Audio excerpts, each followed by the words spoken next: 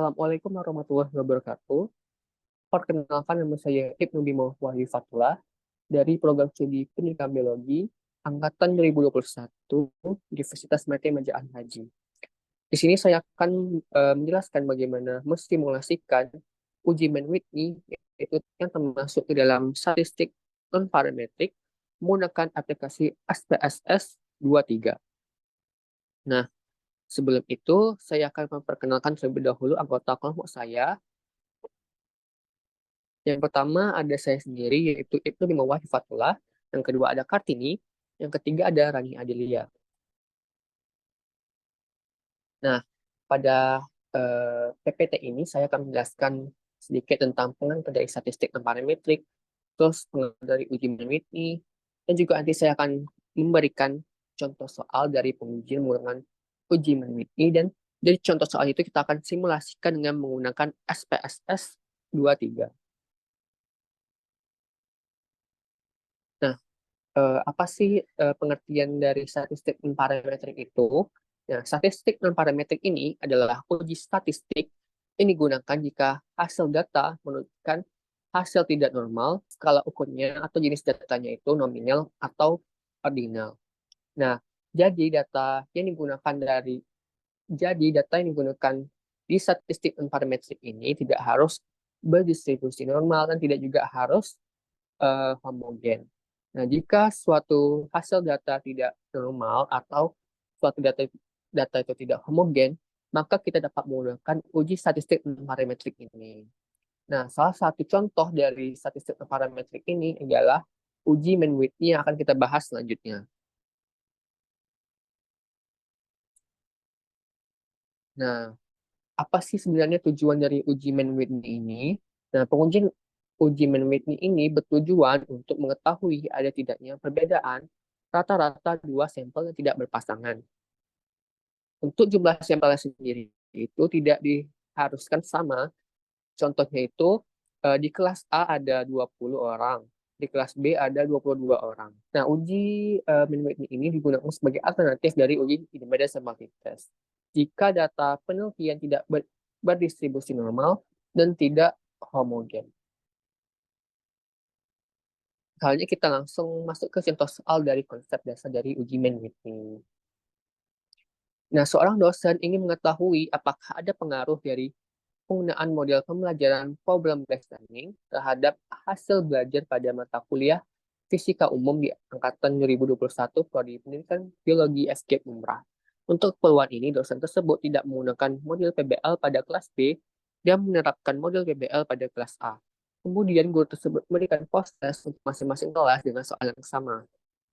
Sehingga kita dapat mengetahui tabel hasil belajarnya itu sebagai berikut. Nah, dalam menentukan uji Mann-Whitney ini, kita juga harus mengetahui hipotesis dari uji Mann-Whitney. H0 itu kita misalkan, tidak ada perbedaan antara hasil belajar kelas 21A dan hasil belajar kelas 21B. Untuk HA sendiri, hipotesisnya itu terdapat perbedaan antara hasil belajar kelas 21A dan hasil belajar kelas 21B. Nah, dasar pengambilan keputusan uji Mann-Whitney ini yaitu jika HO ditolak dan HA diterima, maka nilai A signifikan itu harus lebih kecil daripada 0,05. Nah, jika H0 diterima dan HA ditolak, maka nilai A signifikannya itu harus di atas 0,05. Selanjutnya kita akan melakukan simulasi dengan menggunakan SPSS 23. Nah, sebelum menggunakan SPSS 23 untuk mempermudahkan teman-teman dalam membuat data, teman-teman bisa juga membuat datanya terlebih dahulu di Excel. Di sini saya menggunakan hasil belajar fisika umum kelas 21A dan kelas 21B dengan jumlah data yang sama. Tapi jika teman-teman ingin menggunakan data yang berbeda juga boleh. Nah, untuk mempermudahkan dalam mengisi kode di SPSS, teman-teman juga bisa menggunakan masukkan kode 1, 2 di Excel terlebih dahulu, seperti berikut. Nah, selanjutnya kita langsung simulasikan ke SPSS. Nah, di sini sudah terlihat aplikasi dari SPSS 23. Nah, sebelum itu kita masuk ke variable view terlebih dahulu. Di sini kita masukkan di name itu kelas, di label, kita masukin juga kelas. Nah, untuk value sendiri, kita tekan yang titik 3 ini, value kita masukkan nomor, kodenya itu 1 untuk kelas 21A.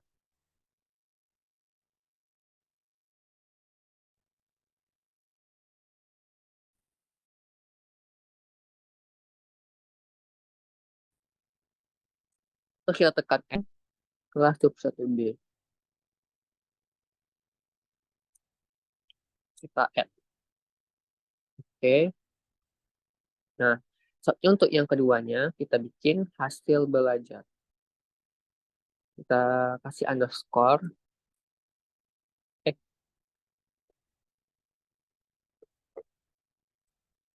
Kita ulang di dahulu.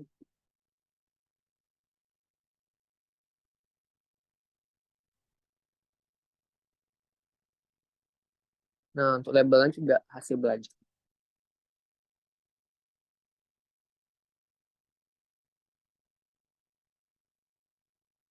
Nah, untuk tampilan variable view itu sebagai berikut.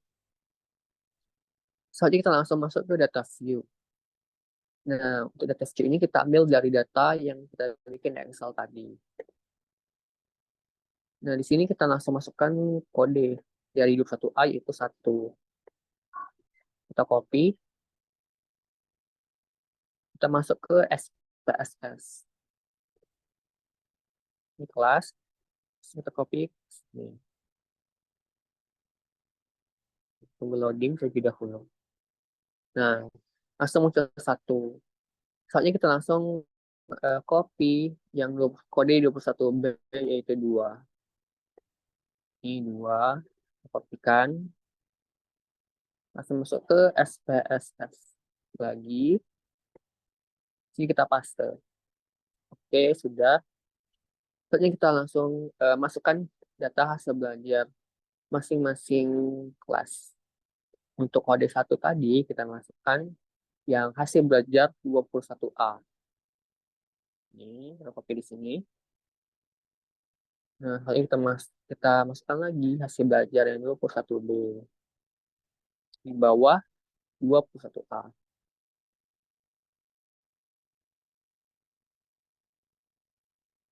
Nah, setelah kita masukkan data-data sesuai yang kita mau, langsung, nah untuk penganalisisan uji ini kita masuk ke variant analyze. Terus kita tekan yang non-parametric test,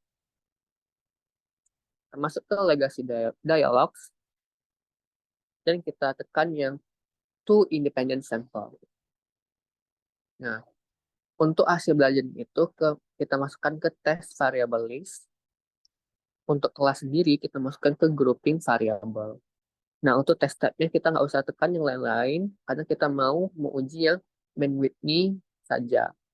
Nah, sebelum itu kita tentukan terlebih dahulu grouping variabelnya dengan define groups. Untuk grup 1, kita tadi kan kodenya 1. Untuk grup 2, kita kodenya tadi 2.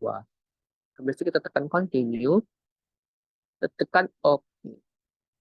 Nah, kita tunggu terlebih dahulu di output-nya.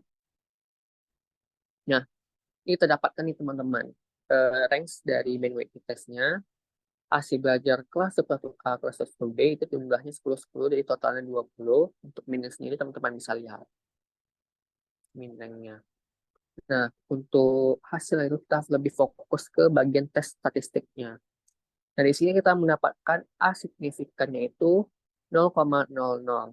Nah, di hipotesisnya tadi, jika hasil A signifikan, asim signifikannya itu eh, di lebih kecil daripada 0,05, maka H0 ditolak dan HA diterima. Yang dimana H0 ini tidak ada perbedaan antara hasil belajar dan tidak ada perbedaan hasil belajar kelas 21A dan hasil belajar kelas 21B. Sedangkan HA terdapat perbedaan antara hasil belajar kelas 21A dan hasil belajar kelas 21B. Nah, yang mana eh, yang kita terima hipotesisnya itu adalah HA. Sehingga ada perbedaan antara hasil belajar kelas 21A dan hasil belajar kelas 21B.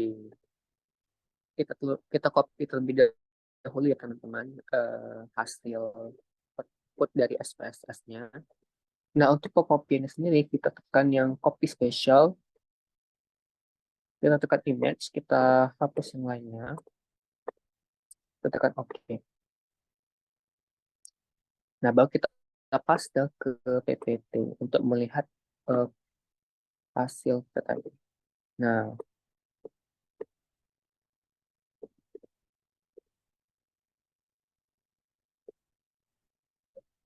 jadi hasil keputusannya terlihat asim signifikannya itu 0,00.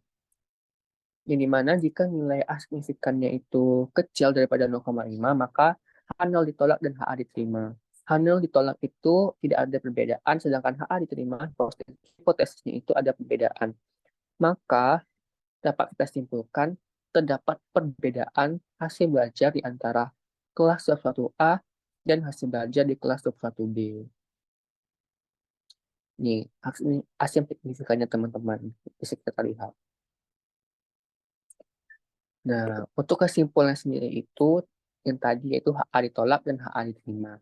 Yang berarti terdapat perbedaan antara hasil belajar kelas 21A dan hasil belajar kelas 21B. Sehingga dapat kita simpulkan ada pengaruh dalam penggunaan model pembelajaran problem based learning terhadap hasil belajar pada mata kuliah fisika umum angkatan 2021 pada prodi Pendidikan Biologi FKIP. Nah, baiklah itulah simulasi SPSS Ujian Meeting dari kelompok 2 dengan saya sendiri. Jika saya melakukan kesalahan, saya mohon maaf. Baiklah, sekian terima kasih. Wassalamualaikum warahmatullahi wabarakatuh.